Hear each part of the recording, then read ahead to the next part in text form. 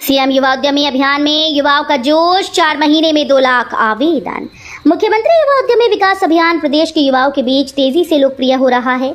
मौजूदा वित्तीय वर्ष के मात्र 4 महीने में ही 2 लाख आवेदन जमा हो चुके हैं, जबकि 2025-26 का लक्ष्य 1.5 लाख का था। योजना का लाभ देने में जौनपुर पहले, आजमगढ़ दूसरे और लखनऊ तीसरे स्थान पर है। अब तक 1,58,595 आवेदन बैंकों को भेजे गए, जिसमें से 45,463 को लोन की मंजूरी मिल चुकी है। योगी सरकार युवाओं को इतिहास से जोड़ने के लिए आयोजित करेगी विभाजन विभीषिका स्मृति दिवस। योगी आदित्यनाथ सरकार पिछले 8 वर्षों से सांस्कृतिक, साहित्यिक और आध्यात्मिक आयोजनों के माध्यम से युवाओं को देश के इतिहास और गौरव गाथा से जोड़ रही है। इस क्रम में 14 अगस्त को प्रदेश के सभी जनपदों में विभाजन विभीषिका स्मृति दिवस मनाया जाएगा। इस मौके पर युवा विभाजन की त्रासदी को जानेंगे और विस्थापित परिवार अपने अनुभव साझा करेंगे। गाजियाबाद में नमो भारत ट्रेन व मेट्रो कॉरिडोर के दोनों ओर विकसित होंगी टाउनशिप। गाजियाबाद में नमो भारत ट्रेन और मेट्रो कॉरिडोर के दोनों ओर 500 मीटर क्षेत्र में टाउनशिप विकसित करने की तैयारी शुरू हो गई है। ये क्षेत्र ट्रांजिट ओरिएंटेड डेवलपमेंट जोन घोषित किए गए। अगले हफ्ते से ड्रोन सर्वे शुरू होगा, जिसके आधार पर आवासीय और व्यावसायिक गतिविधियों की योजना तैयार होगी। पहले ही शासन ने इस कॉरिडोर के दोनों तरफ 500 मीटर और स्टेशन के 1.5 किलोमीटर दायरे में मिश्रित भू उपयोग के लिए टीओडी जोन घोषित किया था। मेरठ में नए एयरपोर्ट का रास्ता साफ, 72 सीटर विमान उड़ान की तैयारी। मेरठ में हवाई पट्टी के विस्तार और नए एयरपोर्ट के निर्माण की दिशा में बड़ा कदम उठाया गया। जिला प्रशासन और प्रदेश सरकार ने प्रथम चरण में 72 सीटर विमान उड़ाने के लिए आवश्यक जमीन का इंतजाम कर दिया। हवाई पट्टी की 46.53 एकड़ भूमि पर नागरिक उड्डयन का नाम दर्ज न होना अब बाधा नहीं, क्योंकि मेरठ विकास प्राधिकरण को बकाया मूल्य का भुगतान कर दिया गया है। लखनऊ में 431 करोड़ से बनेगा 8 मंजिला मंडलीय कार्यालय, 54 विभाग एक ही छत तले। लखनऊ के समता मूलक चौराहे के पास 431 करोड़ रुपए की लागत से 8 मंजिला आधुनिक और सिग्नेचर बिल्डिंग शैली का एकीकृत मंडलीय कार्यालय बनाया जाएगा। वाराणसी और गोरखपुर की तर्ज पर बनने वाले इस भवन में मंडल स्तर के 54 प्रमुख प्रशासनिक विभाग एक ही परिसर में कार्य करेंगे। इससे विभागों के बीच समन्वय बेहतर होगा और आम नागरिकों को सभी तरह की सेवाएं एक ही जगह पर मिल सकेंगी।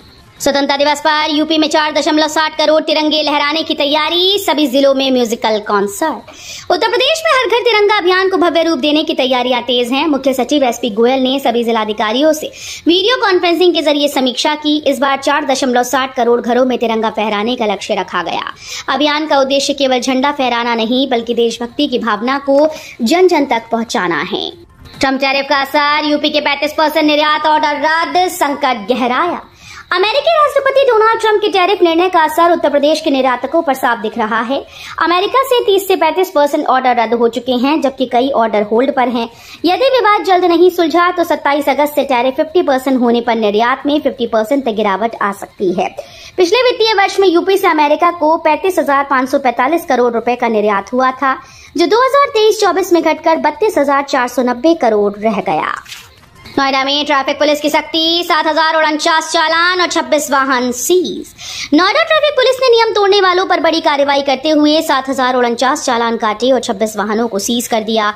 डीसीपी लखन सिंह ने बताया कि विशेष अभियान के तहत सबसे ज्यादा 2,864 चालान बिना हेलमेट चालकों के काटे गए। नो पार्किंग में खड़े 497 वाहनों और काली फिल्म लगी 7 गाड़ियों पर भी कार्रवाई हुई।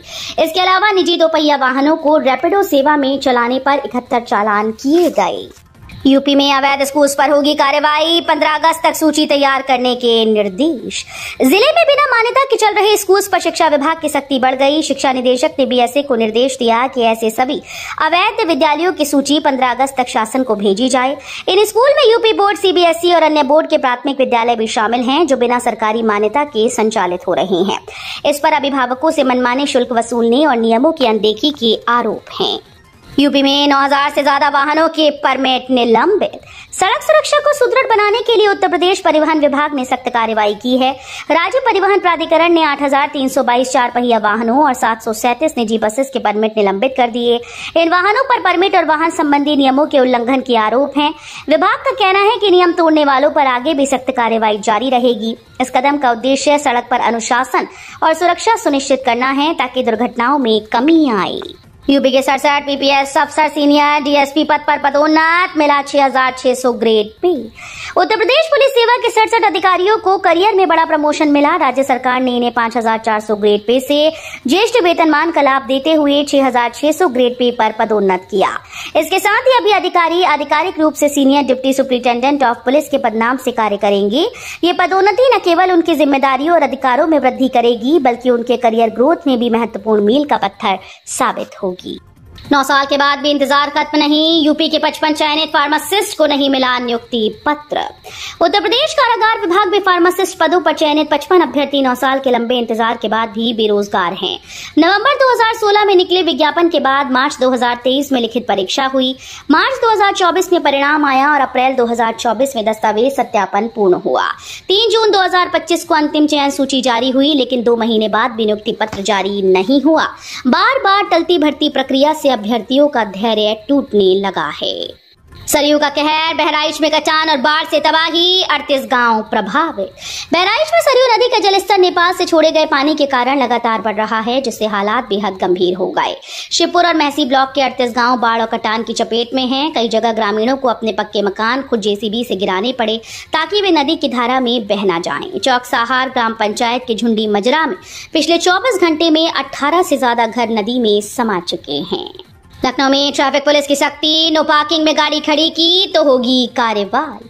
लखनऊ में वाहन चालकों के लिए ट्रैफिक पुलिस ने नई एडवाइजरी जारी की। 3 दिन तक जागरूकता अभियान चलाने के बाद अब नो पार्किंग जोन में खड़े वाहनों पर सख्त कार्रवाई की जाएगी। पुलिस ने लोगों से अपील की है कि वाहन केवल निर्धारित पार्किंग स्थलों पर ही खड़े करें, अन्यथा चालान काटा जाएगा। भीड़ नियंत्रण और यातायात सुचारू रखने के लिए कुछ स्थानों पर वैकल्पिक रूट भी तय किए गए हैं।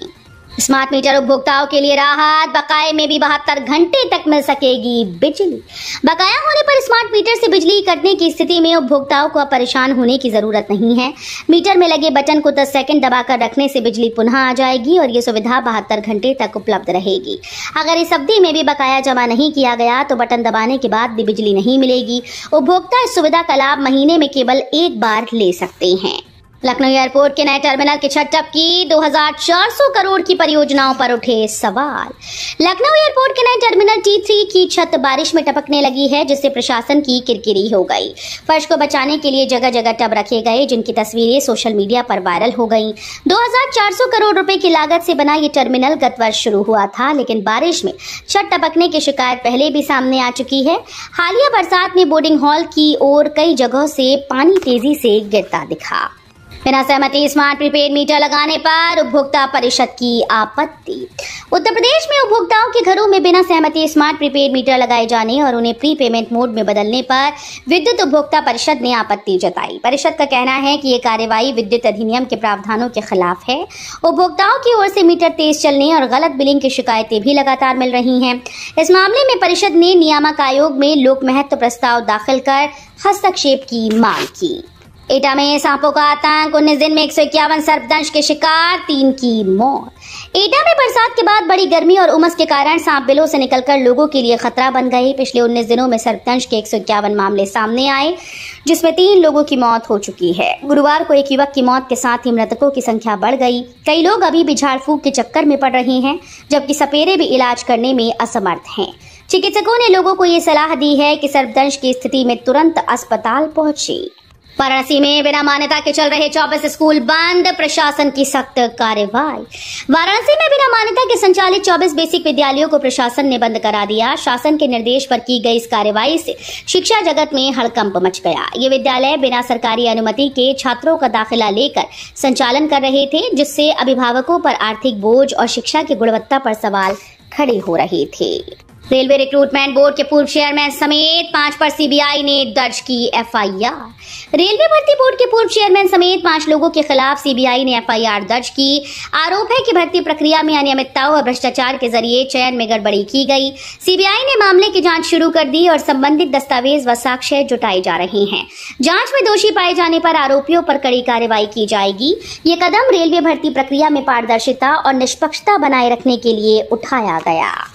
सपा की एबीसीडी ने बिगाड़ी यूपी की हालत। सपा अध्यक्ष अखिलेश यादव के बयान पर यूपी सरकार के कैबिनेट मंत्री ओम प्रकाश राजभर ने तीखा पलटवार किया। उन्होंने कहा कि अगर समाजवादी पार्टी को सच में एबीसीडी आती होती तो वो आज सत्ता से बाहर न होती। राजभर ने सपा के शासनकाल को ए से अराजकता, बी से भ्रष्टाचार, सी से चोर और डी से दलाली की पहचान वाला बताया। उनका आरोप है कि सपा ने शासन में स्थायित्व देने के बजाय भ्रष्टाचार को संस्थागत रूप दे दिया और प्रदेश की कानून व्यवस्था को कमजोर कर दिया। बीएचयू स्नातक प्रवेश, पहली कट ऑफ सूची जारी, 11 अगस्त तक सीट फ्रीज करने का मौका। बनारस हिंदू विश्वविद्यालय में स्नातक पाठ्यक्रमों में प्रवेश के लिए पहली कट ऑफ सूची जारी कर दी गई और सीट आवंटन पोर्टल लाइव हो गया। चयनित अभ्यर्थी 11 अगस्त रात 11:59 तक सीट फ्रीज कर फीस जमा कर सकते हैं। उन्हें सीट अपग्रेड का विकल्प भी उपलब्ध कराया गया है। इस बार बीएचयू में स्नातक प्रवेश के लिए 1 लाख से अधिक अभ्यर्थियों ने पंजीकरण कराया है। यूपी में मौसम का अलर्ट, 9 जिलों में ऑरेंज, 45 जिलों में येलो अलर्ट जारी। आईएमडी ने उत्तर प्रदेश के 9 जिलों में ऑरेंज अलर्ट और 45 जिलों में येलो अलर्ट जारी किया। मौसम विभाग के अनुसार इन क्षेत्रों में गरज चमक के साथ बारिश और आकाशीय बिजली गिरने की संभावना है। ऑरेंज अलर्ट वाले जिलों में गौतम बुद्ध नगर, हापुड़, अमरोहा, गाजियाबाद, मुरादाबाद, मेरठ, बागपत, बिजनौर और मुजफ्फरनगर शामिल हैं। बांदा में प्रशिक्षु आरक्षियों को 3 दिन का अवकाश, 11 अगस्त रात तक लौटना अनिवार्य। बांदा पुलिस अधीक्षक ने प्रशिक्षु आरक्षी नगर पुलिस को 3 दिन का अवकाश स्वीकृत किया। ये छुट्टी प्रशिक्षु आरक्षियों की मांग पर दी गई, जिसे अपर महानिदेशक प्रशिक्षण की स्वीकृति के बाद मंजूरी मिली। आदेश के अनुसार सभी प्रशिक्षु आरक्षियों को 11-12 अगस्त की आधी रात तक पुलिस लाइन में अनिवार्य रूप से उपस्थिति दर्ज करानी होगी। छुट्टी की घोषणा से जवानों में खुशी का माहौल है। चुनाव आयोग ने 334 राजनीतिक दलों का रजिस्ट्रेशन रद्द, अब 67 क्षेत्रीय पार्टियां। भारत के चुनाव आयोग ने निर्वाचन प्रणाली को स्वच्छ और प्रभावी बनाने के लिए 334 राजनीतिक दलों का पंजीकरण रद्द कर दिया। अब देश में 6 राष्ट्रीय दल और 67 क्षेत्रीय पार्टीज ही बची हैं। जन प्रतिनिधित्व अधिनियम 1951 की धारा 29A के तहत पंजीकरण पाने वाले दलों पर यह नियम लागू होता है कि यदि वे लगातार 6 वर्षों तक कोई चुनाव नहीं लड़ते तो उनका रजिस्ट्रेशन रद्द किया जा सकता है।